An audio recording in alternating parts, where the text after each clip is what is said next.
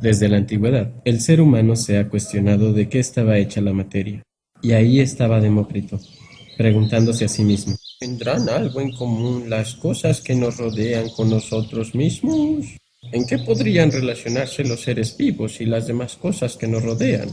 Pensaba en ello constantemente hasta que, de repente, oh sí, no está nada mal.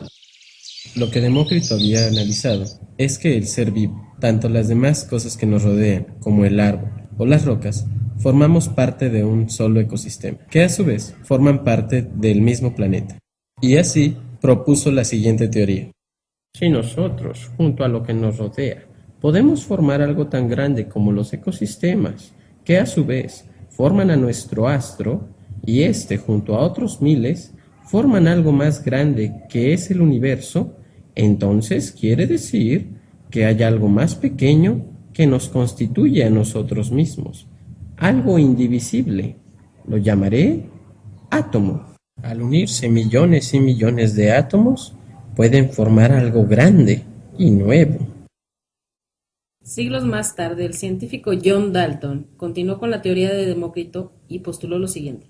Yo, John Dalton, seré el primero en utilizar el concepto de átomo, postulando los siguientes puntos. Los elementos están formados por partículas discretas, diminutas e indivisibles llamadas átomos, que permanecen inalterables en cualquier proceso químico. Los átomos de un mismo elemento son todos iguales entre sí en masa, tamaño y en cualquier otra propiedad física o química. En las reacciones químicas, los átomos ni se crean ni se destruyen, solo cambian su distribución. Los compuestos químicos están formados por átomos de compuesto, todos iguales entre sí, es decir, cuando dos o más átomos de diferentes elementos se combinan para formar un mismo compuesto, lo hacen siempre en proporciones de masa definidas y constantes. Sin embargo, de esos 4 puntos y muchos otros que dijo Dalton sobre el átomo, a nosotros solo nos interesan 3. El primero en el que había acertado es que un átomo es la partícula más pequeña de un elemento que conserva sus propiedades.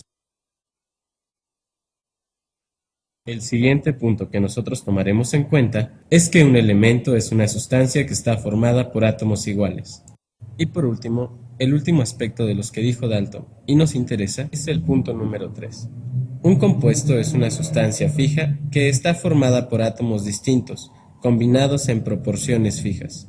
En el año de 1897, el físico inglés Joseph John Thomson estudió el comportamiento y los efectos de los rayos catódicos antes de hacer un gran hallazgo que complementaría la teoría de Dalton y Demócrito. No me lo explico. Desde que recuerdo siempre sucede lo mismo. Thomson trataba de entender cómo era posible que los rayos atravesaran desde el ánodo hasta el cátodo. Sí, lo tengo, ya lo deduje. Quiere decir que si mis rayos siempre viajan en dirección del polo positivo de mi experimento, entonces es porque se sienten atraídos hacia él. Por ende, han de estar cargados con una carga negativa. Es imposible que suceda al revés, porque los átomos de mis rayos no tienen una carga positiva y polos iguales se repelen. Entonces, los átomos de mis rayos deben de ser como un pastel circular repleto de pasas, donde las pasas son carga negativa. En 1909, Ernest Rutherford realizó un experimento en el que bajo supervisión dispararon partículas alfa en una delgada lámina de oro, obteniendo los siguientes resultados.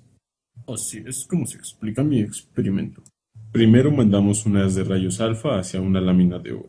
Para la detección de la trayectoria de las partículas, se emplea una pantalla con sulfuro de zinc, que produce pequeños destellos cada vez que una partícula alfa choca con él.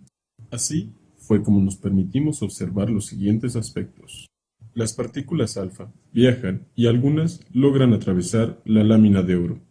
Algunas otras son rechazadas por alguna carga positiva que se encuentra en el átomo, por lo cual podemos deducir que nuestro átomo tiene un núcleo con carga positiva, el cual permite la atracción de sus mismos electrones, los cuales no se encuentran dentro del mismo átomo, sino que giran a su alrededor como nuestro sistema solar, en órbita. El núcleo de nuestro átomo debe tener la misma cantidad de cargas que existen en sus órbitas, para de esta forma mantener la estabilidad. Años después, el hombre se seguiría preguntando nuevas cosas y descubriendo nuevos hallazgos. Existieron cuestiones como, si un átomo se constituye también por órbitas, ¿cuántas órbitas existen en ese átomo? Todos estos estudios sobre el átomo también contribuyeron a grandes catástrofes que podrás vislumbrar dentro del estudio de la química posteriormente.